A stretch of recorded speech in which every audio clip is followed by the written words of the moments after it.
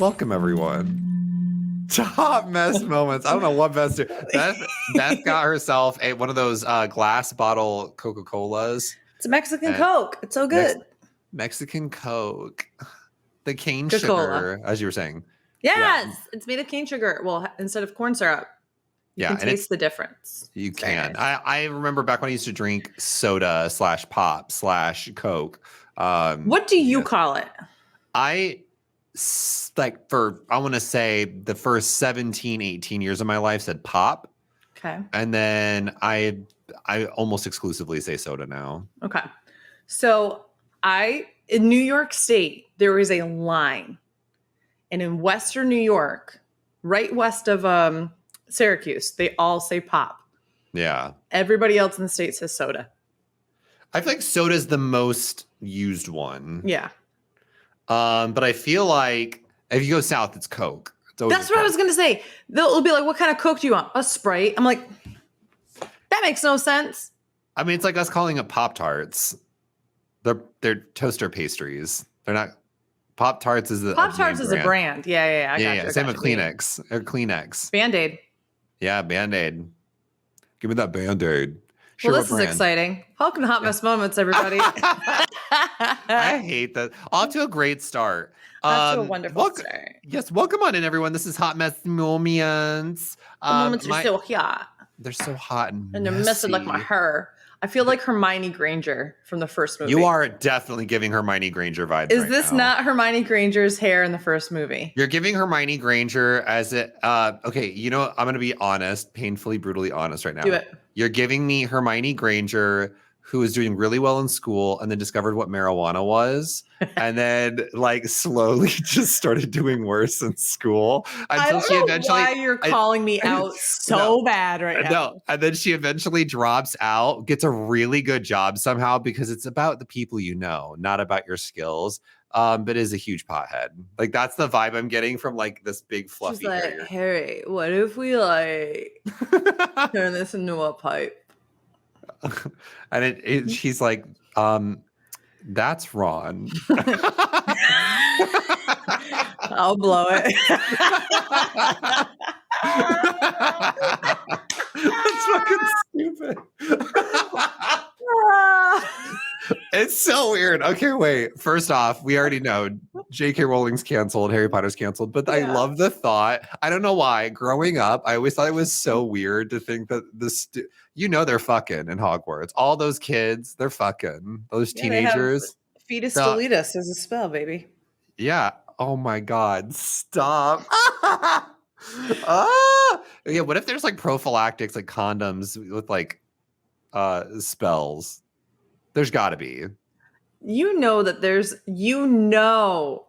once a year there's a kid who sits back and says, I gotta grow my penis. So he accidentally like sets his penis on fire or something.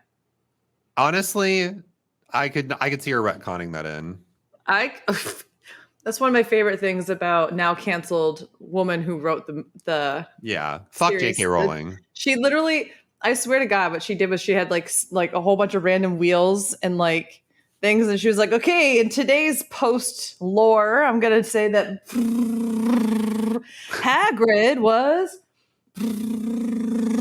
a furry who I feel like that's the kind of shit she would do, just like, or like take a dart and just kind of like hit random things. Yeah, you know, like because none of it was ever thought out on that part. It really wasn't. But welcome to Hot Mess Moments, everyone, where your Hagrids are furry and your Hermiones are potheads. Hi, I'm the Hermione. And I'm the Hagrid, that means? I need to be a lot bigger and a lot larger. Listen, you've told me many times that you're an otter, so I just figured you meant that you're... It's true. Good times. My name is Dylan Zahner, also known as 8-Bit Dylan Online, and Lost is my favorite show. That's not what we're reviewing today. Tell them, Beth. Yes, because we're going to review my favorite show, which is The Nanny. My name is Beth, though. Also go by Augusta Win the Lemon. And in these here streets, I am your nanny expert here to educate our good friend Dylan on all the good things of the 90s. Yeah, and today we are going to be watching, or we already have watched, we're going to be reviewing The Nanny Season 2, Episode 5, Curse of the Grandmas. Now, we're trying a new format here on Hot Mess Moments where instead of giving you a play-by-play recap of the episode, we're just going to be talking generally about the episode, which probably means like it may be shorter, maybe longer. We may get in depth, we may not. I think I think that, that is an insult to our listeners to say that we have the capability of being like shorter with our words. Like we're not going to pander that kind of stuff. That's not what I meant. I meant the length of the episode. I fucking hate. Oh, okay. I was like, get the fuck out of here. You're so the look on your face. You were trying to sell that. I was buying it. I was buying it up. Before we went live with this, I tried to fuck with Dylan and like pretend like the sound wasn't working by mouthing stuff, which like I fully realized I was also like moving things on my desk. So that's probably here. I was like, girl, I know you're lying. And then he tried to pull the same shit right when he did the countdown to start this, and I noticed it immediately. Yeah, it was stupid. We're in a very goofy mood tonight, but this episode, I've got thoughts, I've got feelings. Yeah. I'm curious what everyone else is gonna say, or what everyone's thoughts were of this episode.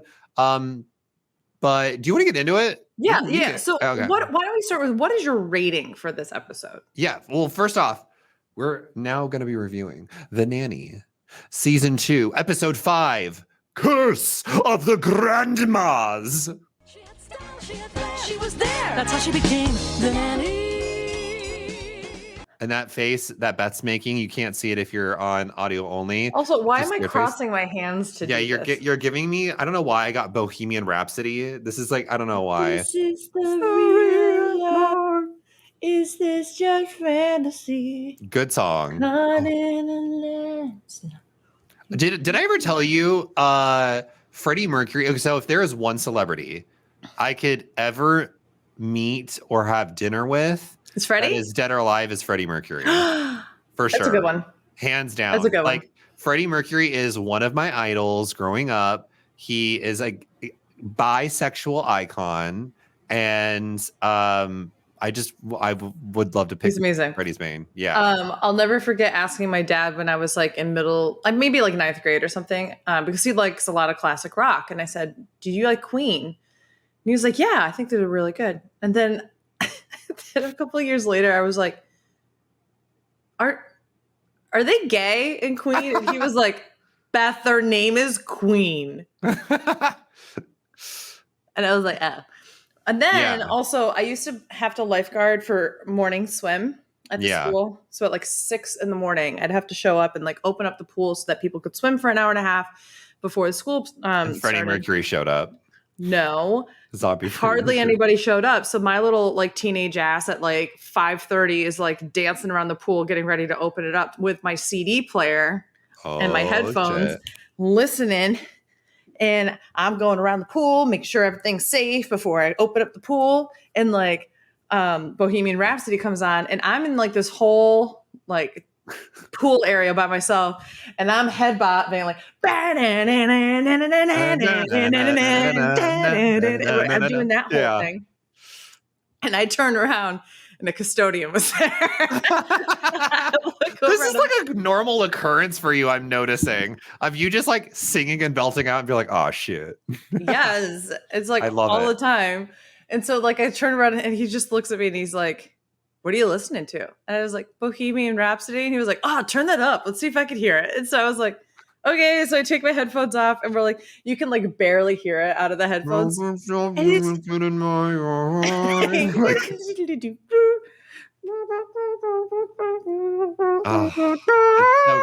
I just recently, I know that we're supposed to be talking about The Nanny, but I just recently saw the Bohemian Rhapsody movie. Oh, I never saw it. It was okay. I have thoughts. This is like a 10-second review for Dylan, and that's going to probably be a minute long. Okay. Movie was not nearly as bad as people said it was. I understand. So for those that don't know, Freddie Mercury identified as bisexual.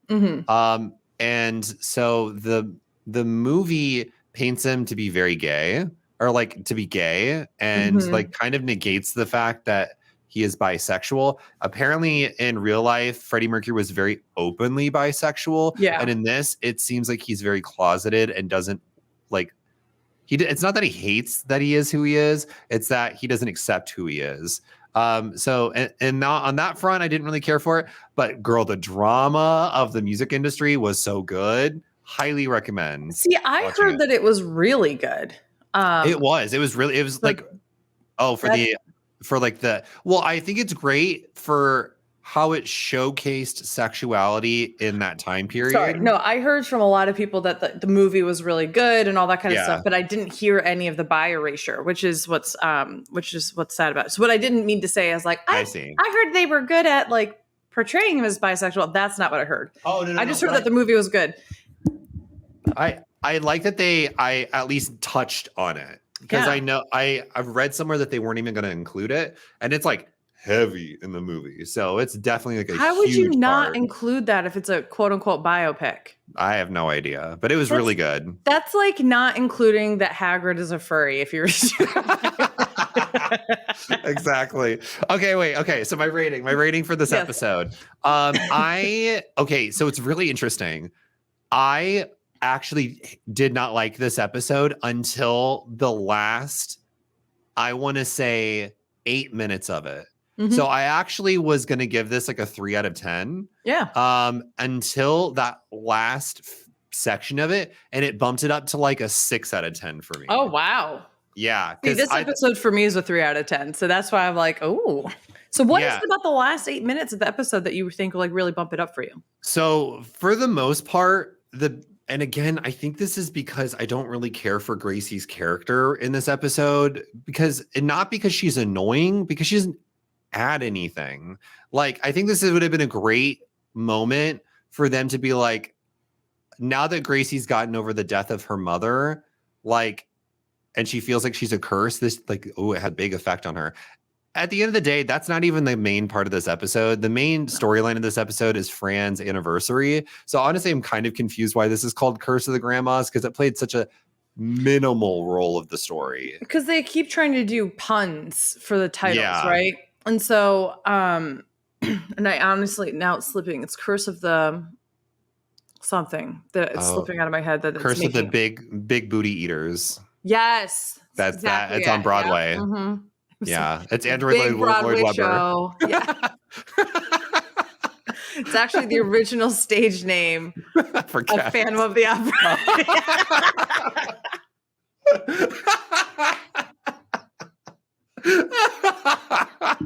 He's fucking stupid. My favorite part was the involuntary nature of our laughing, where we went in the same direction a couple of times. We're like swaying. Oh man, that's fucking so stupid. I can't deal. Okay, wait. But for real though, I actually did not laugh a lot in this episode. They were saying jokes, but they just weren't funny to me. Like there was fun. There was a few where I was like, that's funny. But it wasn't until the last half where I think it kicks off when Maxwell's asking Niles about why Fran could be mad. And up until that point, I think is when the episode actually hits its groove and it starts to get really funny. Surprisingly, I normally harp on the fact that Niles and Cece, they're like the jabs at each other are kind of annoying. They were so good in this episode that they carried this episode. See, what's so funny is that I feel like the jabs in this episode are more predictable than usual, and that don't find them as funny. No, they're definitely predictable for sure. Yeah.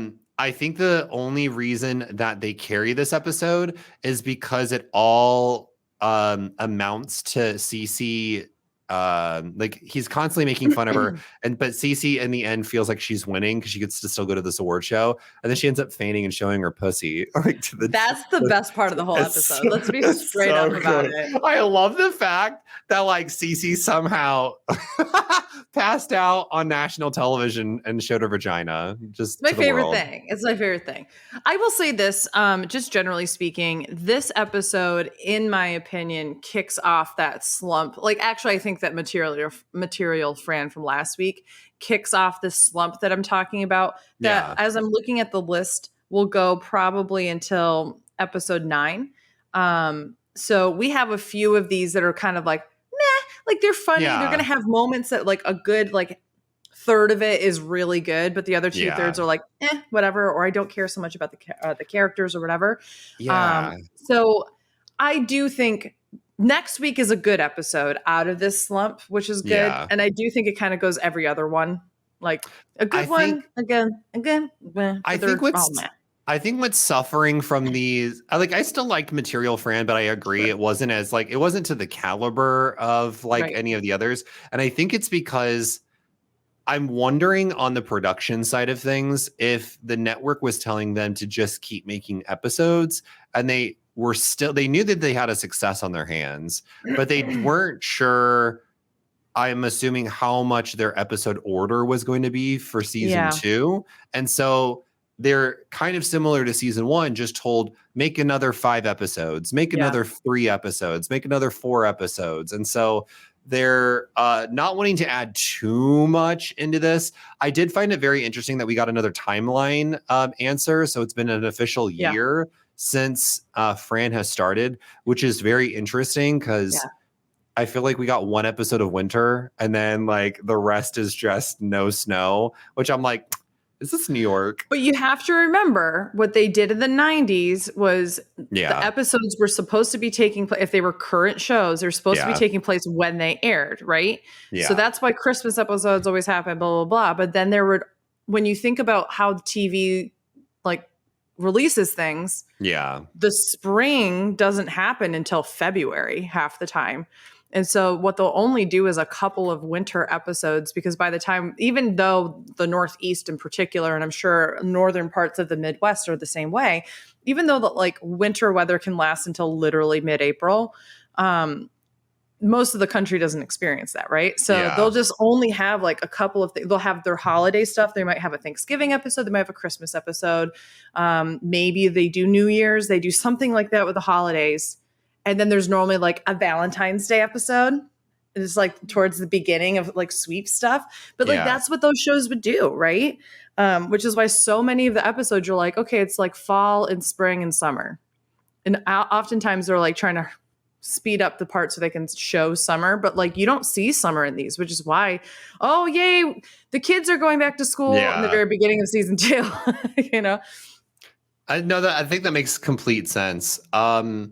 And overall, I think despite the direction of this episode, the fashion in it was really good. We got a lot of new outfits this episode, which was really great. And not just like outfits that are like a vest. It was like actually very different outfits each time, which I'm going to say right now, obviously the outfit of the episode is the Red Robin's outfit for Fran. She's so sexy. She is so hot. And that outfit. I love the way that Maxwell describes it, though. Where he's like, he's like, what are you selling? I know they're always prepared, but prepared for what? And I was like, you fucking know. Oh, you know what she's prepared for. She's got so much lube in that dress, and you don't even know it. She's ready. I love the thought of just Fran just storing lube in her dresses. And being like, hello.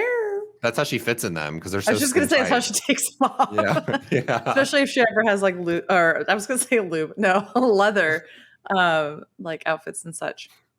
So let's, I guess, break this down by. There's like 2 main storylines here. The first is the Girl Scouts, or as they call them, the Red Robins, because I'm assuming Girl Scouts is a trademark. But the Red Robins here are. I first off, I love the idea of Fran being the troop leader for these Red Robins. I think that's a great storyline for her. Yeah. I love this character development for her because we know old Fran would definitely not have done this. And she's really good at it. She's like really great about like having fun, trying to teach them something, especially with like the whole neckerchief thing. And it's like, if you splat a bug here, and I was like, is this like a euphemism for like a hickey? Is Yes. that like, yeah, okay. I was like, I'm pretty sure that's what she's trying to She go was for. dealing with girls Maggie's age, it would have been about a hickey. But I mean, that's the one thing we love about Fran is that she is age appropriate. She is, yes. Especially when she's like, and it can make you feel like you have cleavage or something. Give the illusion of cleavage. Yeah, as it does. And I thought it was really silly that my prediction for Curse of the Grandmas was so off. Yeah, it really was. When we go to the to the old folks home, and I love this idea of them adopting a grandparent. I remember back when I used to go to church way back in the day. There was like this youth group that I was a part of, and one of the things that we would do is right across the street from this church, there was like, or it might have been across the street, but it was like in the general neighborhood. There was an old folks home that people would stay in, and it was a large one. It was not large in like height, but like it was very expansive. Oh, gotcha. But I used to hate going in there because it felt too much like a hospital. And I have been in a few I keep calling old folks homes, but that I don't know if that's a general term for it. But I've been in a few of them, and you can vastly tell when they're a good one and when they're a bad one. 100%. And unfortunately, most in the world are bad ones. Yeah. We have really done a huge disservice to the older generations. It's like a miracle of science that we've been able to extend our life for much longer, and we have much better healthcare and those kind of things. But with that also comes like we need to put our money in investing and making sure that those lives are well worth being lived. Exactly. Good quality care. I remember the one that my grandma, before she passed, was in, and it was fucking crazy awesome. Like, they had full-fledged apartments to themselves. Yeah. There was like a communal area. They weren't like, there was no curfew. They could just go wherever they wanted, do whatever they wanted. It was basically an apartment complex, and they had activities all the time. There was like a billiards table. There was like all sorts of stuff. The one issue I had is that the cafeteria felt very like hospital cafeteria, but other than that, she loved it. And I was like, and because of my public health training, I was like, I know y'all are all fucking in here because yes, old people, they love to fuck. The elderly love to fuck. First of all, they have a lot of STIs that go along. Yes, they do. Yeah, because they don't use condoms because they think that I can't get you pregnant, but I can give you the clap. That was beautiful. Yeah, and so my history with old folks homes is like it's peaks and valleys, but this one looked very similar to the one I did not like, where it's like this really gross. It makes you feel like you're in an old folks home. Like you want an old folks home that doesn't feel like an old folks home. So there's also various levels, right? There's assisted living. Yeah. There's a retirement community and that kind of thing. The retirement communities are the ones that oftentimes are nicer because it's people paying for their own like community. It's basically like people who are better off and who are elderly paying to be back in a college dorm area. Like that's what it is. Like my grandparents lived in this area that had like essentially townhouses all the way around and had your own driveway and all the other stuff. They did have buttons in there. So like near the shower and like a few other places, like in case you fell, you could push the button and they'd have somebody who come over and get you. Yeah. But it was completely independent other than that. You could choose to eat in the main area or you could just cook at home or you could go out or whatever. Then there's the apartments on the inside, which were more often for those that like lost a partner and didn't want to have their own huge house essentially. And so when my grandmother passed, my grandfather moved into one of the apartments in there, and they had activities and stuff all day long. And that's like, again, more of a retirement community, but they have like dedicated nursing staff in case, and there's a few areas of that were assisted living. But assisted living in general is like, you cannot live at home. Yeah. And you cannot live in like a hospital or by yourself independently. And so like those tend to not be great because those people require much more care around the clock, and it becomes more about their care than it does about their life. Yeah, care over comfort for sure. Yeah. And this felt like it might be a mesh of the two, because I was like, there ain't no way Yetta needs assisted living. Like, that girl's got spunk. So the Red Robins show up. And in this, you think she doesn't need assisted living, and how many times has she been told that Fran is not married to Mr. Sheffield? That's true. She is not with it. But for this storyline, I love the concept of Gracie being cursed. Yeah. I wish that they would have played with it a bit more. I thought it would have been really funny if there was like 3 people that had died instead of 2, where it was like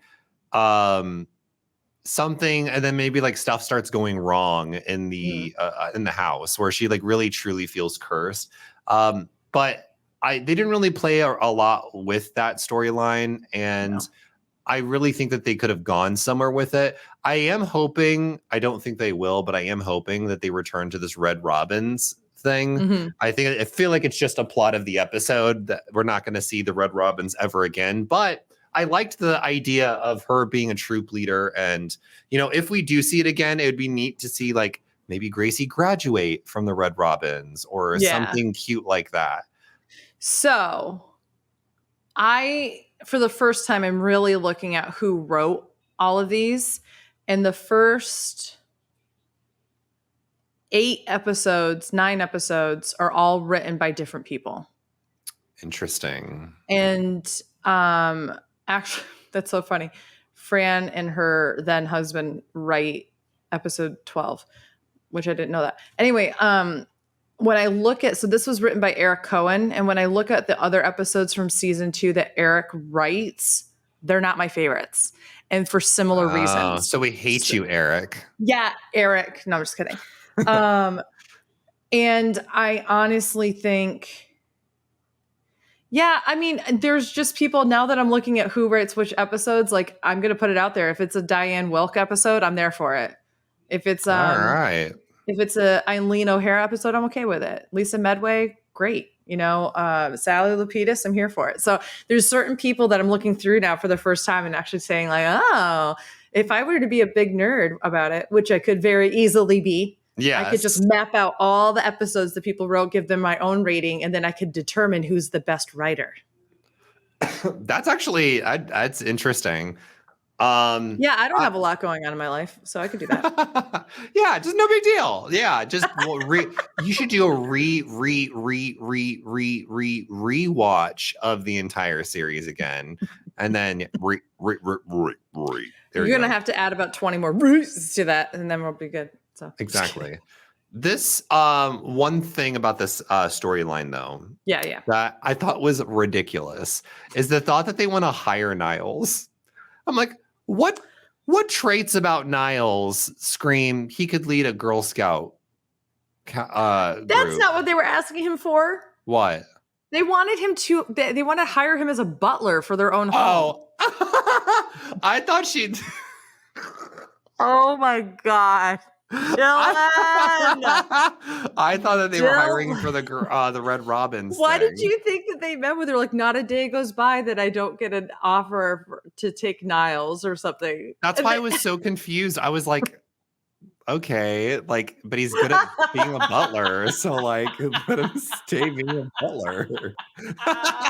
I was like, you can't make the butler be like a manager of a corporation. Like, it makes no sense. Dead. Oh man, Dylan, there's so much about this episode that just doesn't make sense if you don't know that. I mean, it's still stupid. Yes, but still, like, at least that makes sense, and that's why it happened. Yeah. That's why she was like, I don't know why I don't get any job offers, and I want to be like, But why do you want a job offer? Like that's why I was so confused. It's I more was about like, the idea. Well, well, here's where it comes down to, right? Yeah. She's celebrating an anniversary and she wants to know that she's wanted, right? She wants to know that she's validated, celebrated, blah, blah, blah, blah. And to know that the other domestic staff member is constantly trying to get stolen away. Or not, he isn't, but other people are trying to steal him away. But you're not? The whole first season was all about class differences and, all those different kinds of things, right?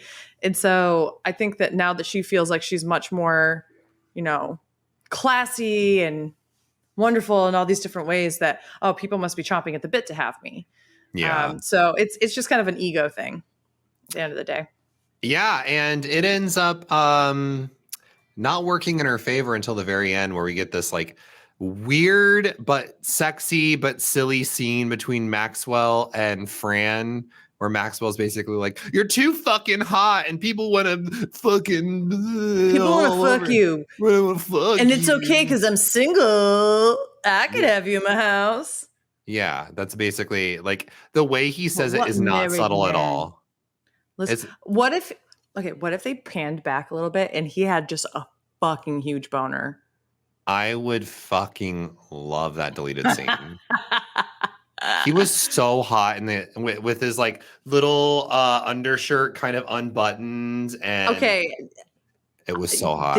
That's my favorite Maxwell aesthetic that happens on this. Anytime they want to show that Maxwell is tired, they undo the tie and they open up the shirt just a little bit.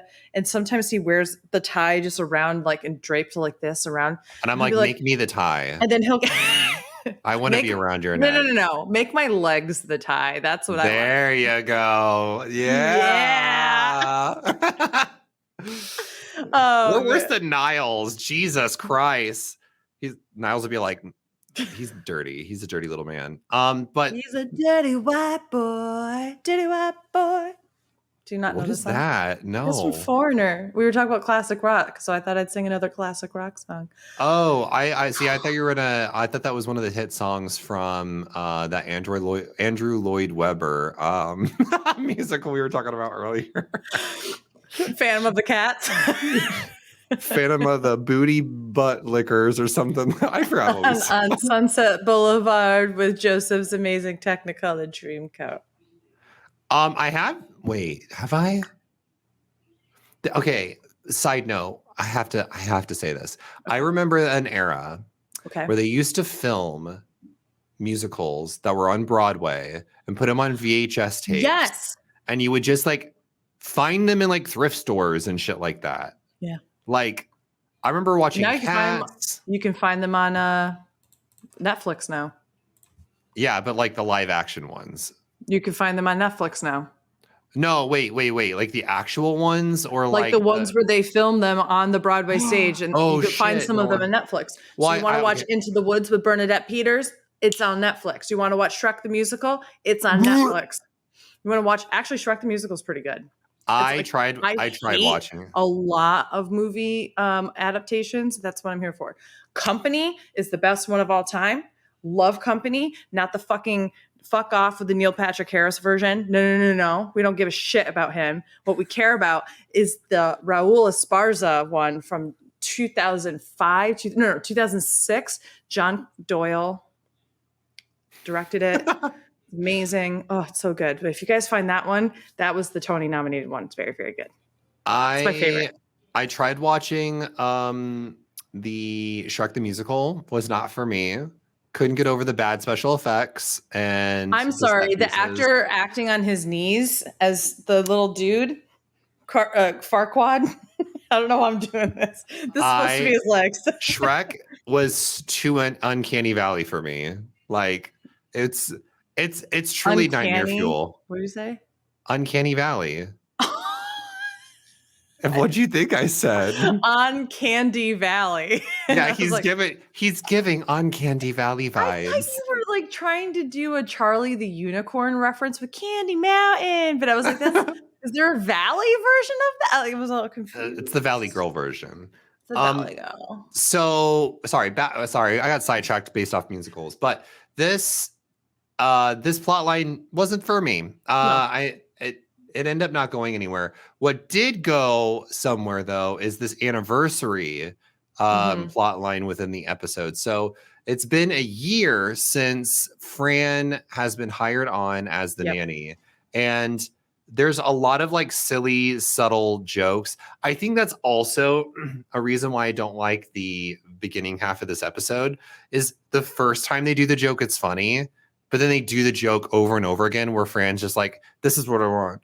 And she does that like a lot throughout this episode. And I'm like, it was funny for like the first like 2 times, but they repeat it, I want to say like 6 times. They do it a lot. And what the only thing that changes is that it gets clearer and clearer what she's saying, because she's no longer really mumbling it. She's just saying it like slightly quieter. And like at first it's like, and you're like, okay, she's not saying anything. And then she's like, eat, tripe, and die. And you're like, okay, I got that one. So I thought it was really good. I also love the fact that the kids can just go to the fucking department store and just get Chanel number 9. Like, no big deal. Just go grab some Chanel number 5.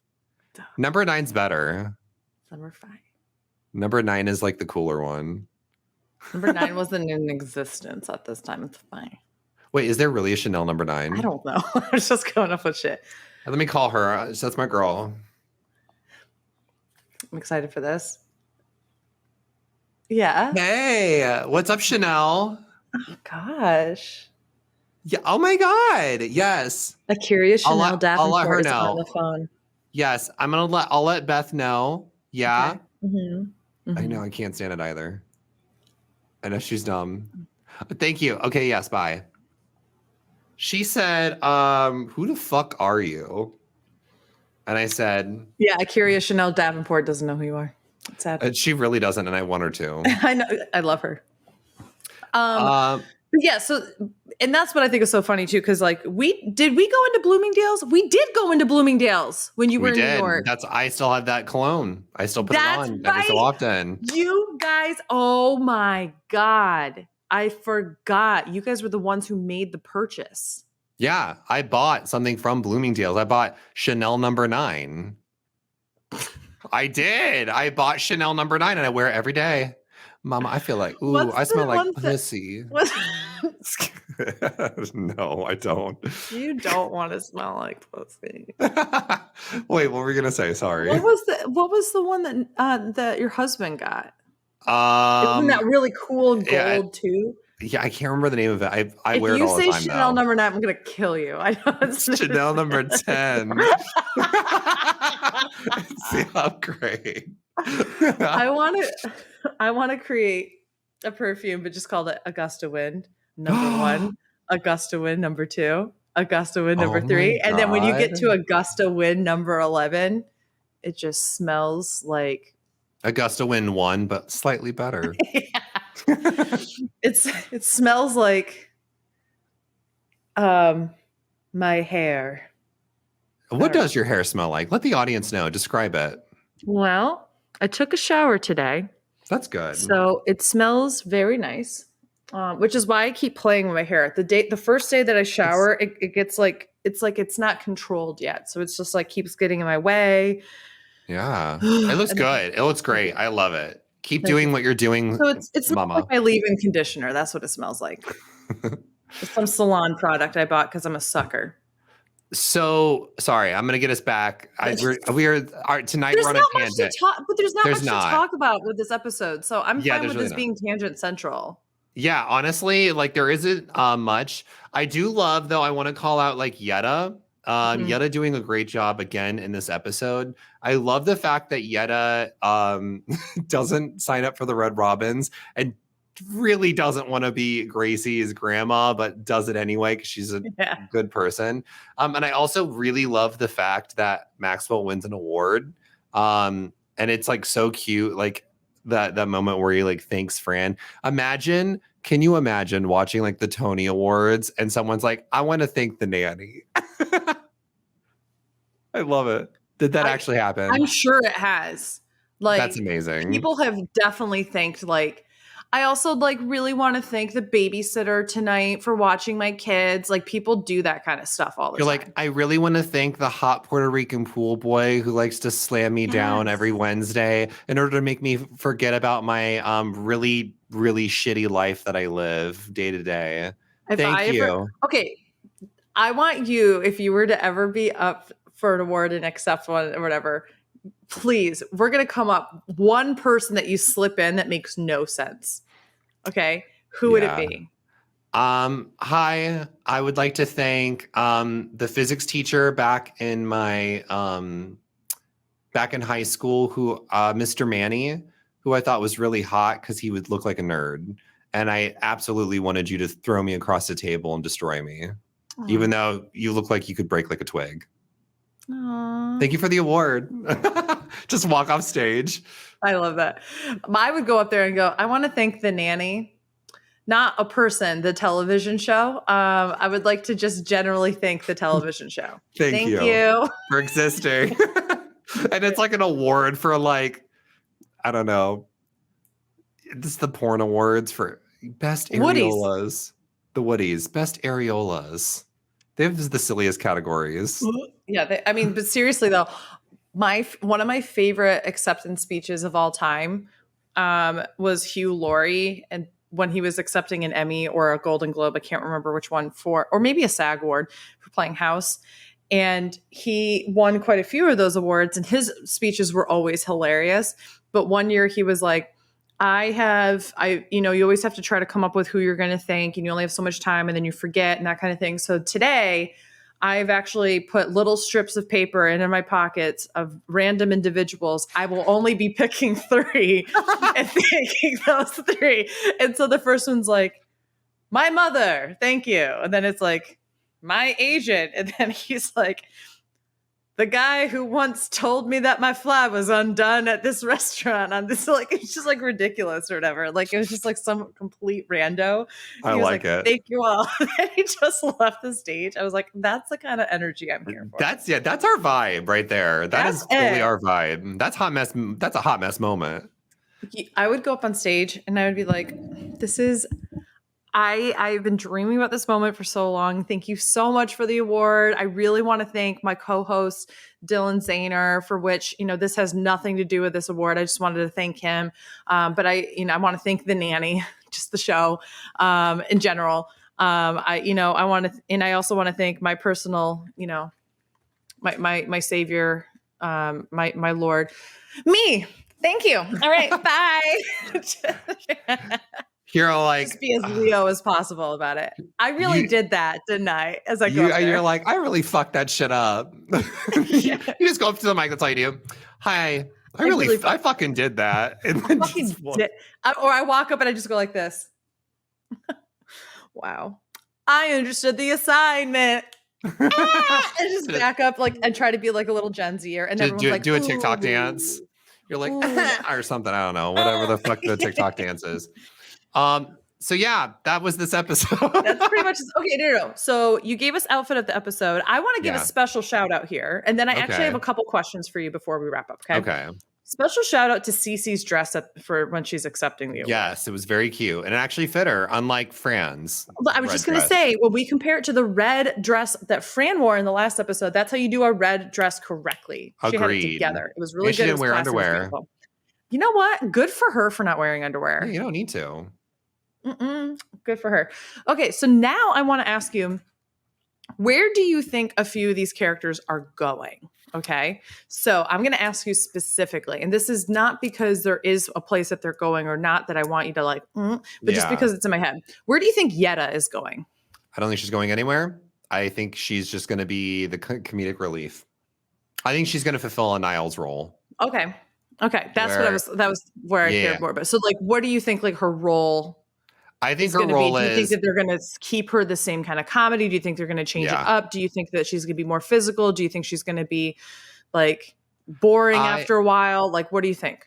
I don't think she's going to be boring. I could see them maybe peppering in one dramatic moment where she maybe tells a very intimate story about Fran's past or something. But other than that, I think she is fully comedic relief, because I think if they need someone to fill that emotional core, they would just have Sylvia do it. They wouldn't have Yetta do it. So I think Yetta is fully like the female Niles, to where she doesn't really get a lot of backstory and she's there to fill the scene with comedy, and that's about it. Okay. So the next person I wanted you to talk about is Cece. I still stand firmly that not this season, next season, or the season after, Cece's gonna finally stop being this girl who is like head over heels for Maxwell. She's gonna catch the hint, and she's gonna eventually become friends with Fran. I feel like she's gonna need Fran for something, and then they're gonna become close. I wondered if you had caught the moment where Fran and her earlier in the episode were saying something about being friends or something like that. And she's like, like about the guest list of her party that she thinks is happening. And she planned the whole thing. And she's like, she did? Boy, you think you really know someone, and that, that kind of thing. So funny. I had this moment where in my head, I was like, I wonder if Dylan's going, ooh, my theory. So I wondered. Yeah, I still stand by it. What do you think they're going to do with Niles? I don't think they're going to do anything.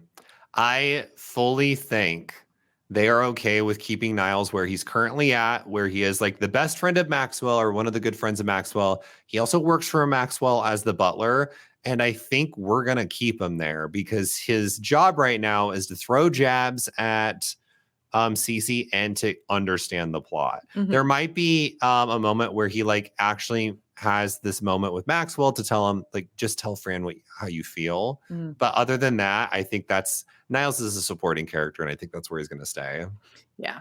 I think that all of those are really fair and a high level thing. And what I've noticed is like, obviously, as they get more into like writing and all that kind of stuff, they figure out ways to tease out those aspects and those roles in different ways. So the Niles that you see in season 1 is very different from the Niles you see in season 6. And like, but I would agree with you to what your theory is like, not as a spoiler alert or anything, because it's pretty obvious, like he's a supporting character. His humor is pretty similar, but his mannerisms and such change. And so I think what's kind of cool about season 2 is like, you start to see them ever so gently play with some of those things. With some of these more supporting characters, you start to see them change a little bit of Fran's wardrobe. You start to see Maxwell having a little bit more of like I know what's happening, but then like completely playing aloof about other things too, right?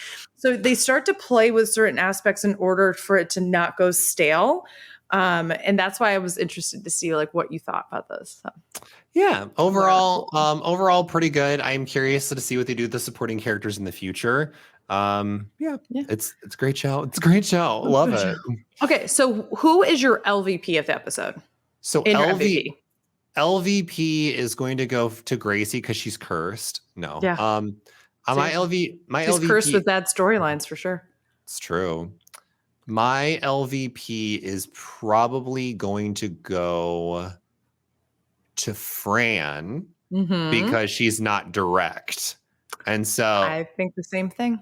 She should have just been upfront with Maxwell at the start and said, hey, I actually am pretty offended by the fact that, you forgot about my anniversary. And to me, that means a lot. Like if she had just been upfront with him, she probably would have got a better gift because I mean, if her goal was to get something to feel appreciated, he would have felt really shitty and then gotten her something to make up for it. Yeah. And also B, it lets him know like what kind of person you are.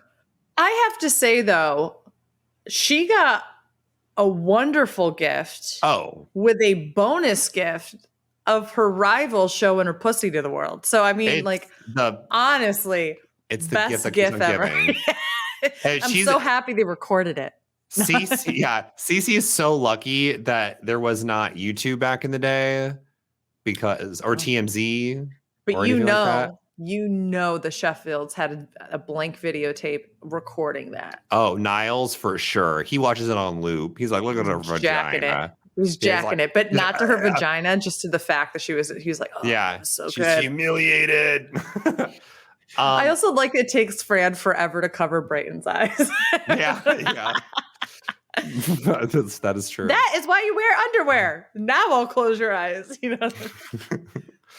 So MVP.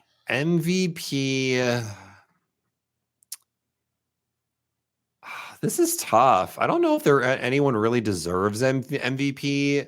Yeah. Maybe, you know what? I'm going to make Maggie MVP because she actually remembers Fran's anniversary and she orchestrates taking Brighton to the mall to go get a gift.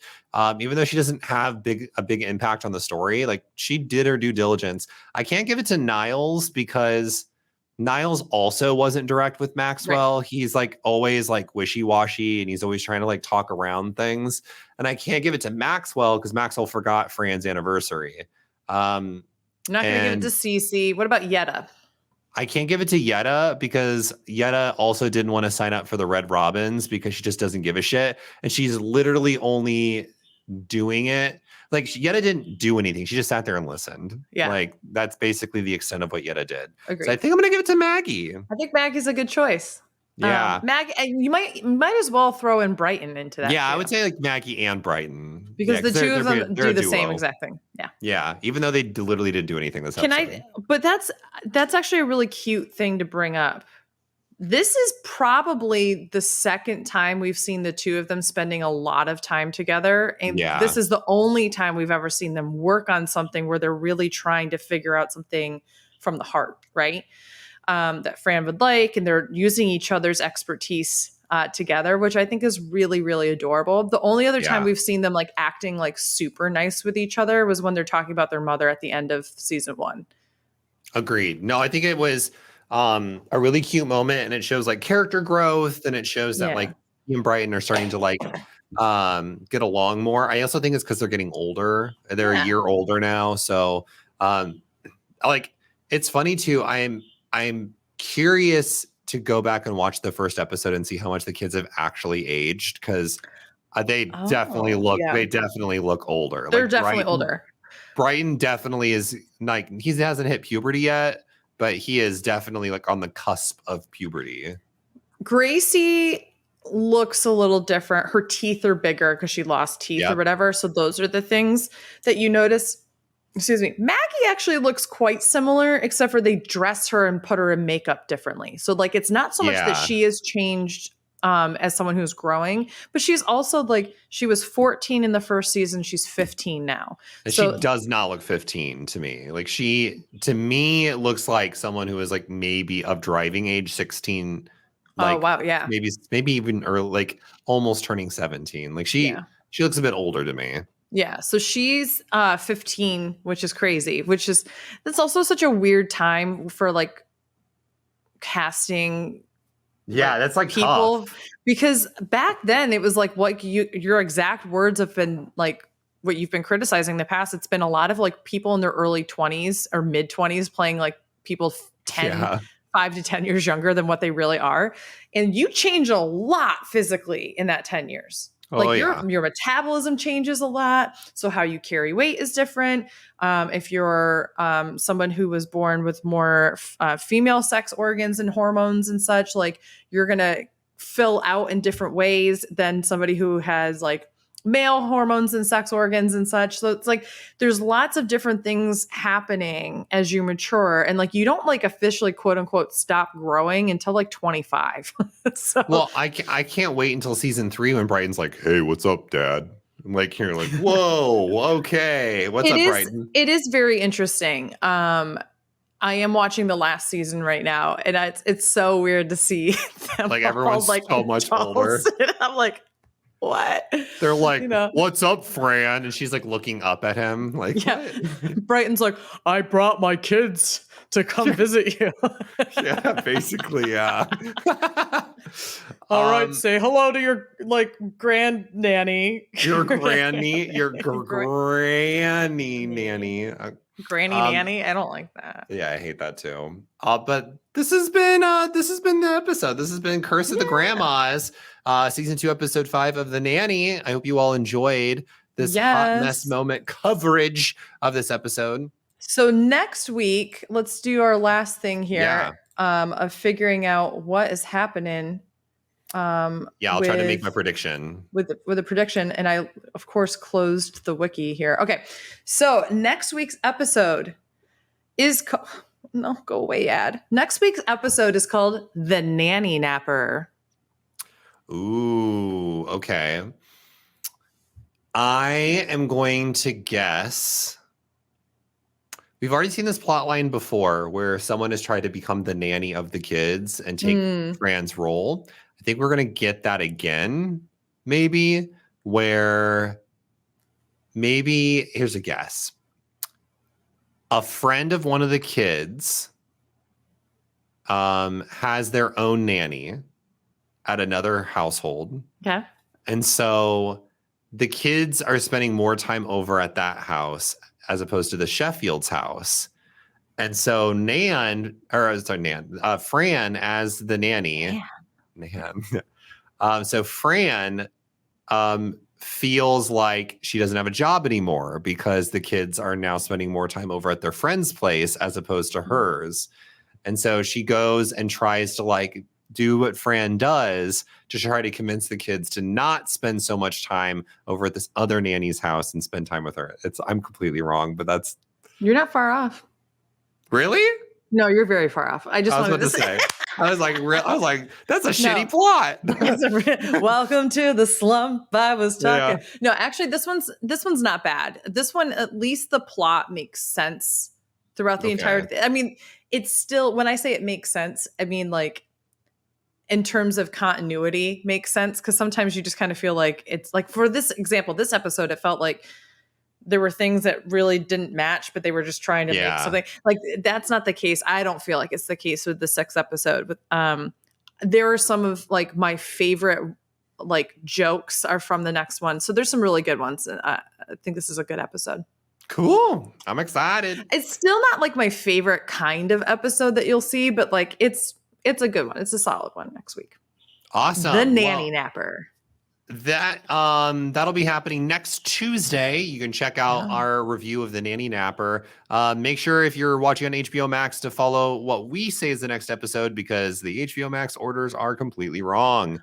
I also noticed if you just type in season 2, they listed one episode twice. So if you see the Pishki Business as the next one and as episode 8, it's actually episode 8. It's not the next one. The Nanny Napper is the next weird. One. I don't get it. I don't get it. That's a mess. That's why I just went to the Nanny Wiki, and it's right there. So we're good. That's so strange. But this has been Hot Mess Moments. We'll be back here on Thursday with our coverage of Lost. That'll be season 2, episode 5, and Found, where Beth will be giving her take on this next episode. But in the meantime, before that episode, you should follow us at Hot Mess Moments on Twitter. Do that. You really should. And you know what? Not only should you follow it, like and retweet and do all that stuff to get the word out there about us if you like it so much. It's true. And you consider giving us a 5-star review, writing a review. Also consider checking us out at our own Twitters. Mine is at 8-Bit Dylan, with the number 8 and BITDYLAN. And Beth, where can they find you? You can find me at AugustaWind11, so AUGUSTAWIND11. And that sounded like da da da da da da da da da, the cadence I did. It kind of did. It was a little bit. Ducky Mouse, Donald Duck. Okay, anyway, so yeah, you can find me there. If you want to tell anything about the nanny, please go ahead and do so. At my individual handle, but let's leave Dylan out of it, okay? Just leave me out of it. One more point I did want to bring up, because I feel like this is a perfect episode to bring this up. It is a very well-known fact, I guess, that the actress who plays Grace hated her time on The Nanny, not because she felt like she was basically just a prop. And I feel like episodes like this exemplify that. I think she loved her coworkers and her co-stars and such. She just didn't get a lot of fulfillment out of the role. That makes sense. The completely relates with what I've been saying about her. Exactly. She just feels like she's just set dressing. So if it makes you feel better, the actress who even at the time was like 7 or 8 also agrees with you. Thank you. Thank you, Gracie. Thanks, Gracie. Well, on that note, Gracie, just like you, will become set dressing as we say goodbye to everyone. This only works if you're on the video version. Bye, y'all. Bye.